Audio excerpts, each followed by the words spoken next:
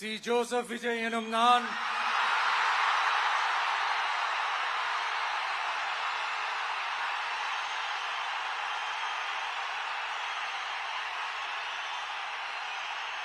சட்டப்படி அமைக்கப்பெற்ற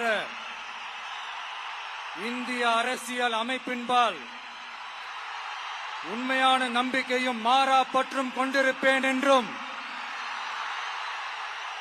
இந்திய நாட்டின் ஒப்பில்லாத முழு முதல் ஆட்சியையும் ஒருமையையும் நிலைநிறுத்துவேன் என்றும்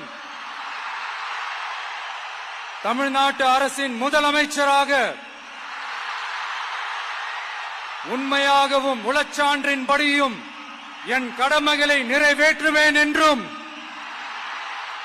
அரசியல் அமைப்பிற்கும் சட்டத்திற்கும் இணங்க அச்சமும் ஒருதலை சார்பும் இன்றி விருப்பு வெறுப்பை விலக்கி பலதரப்பட்ட மக்கள் அனைவருக்கும் நேர்மையானதை செய்வேன் என்றும் ஆண்டவன் மீது ஆணையிட்டு உறுதிமொழிகிறேன்.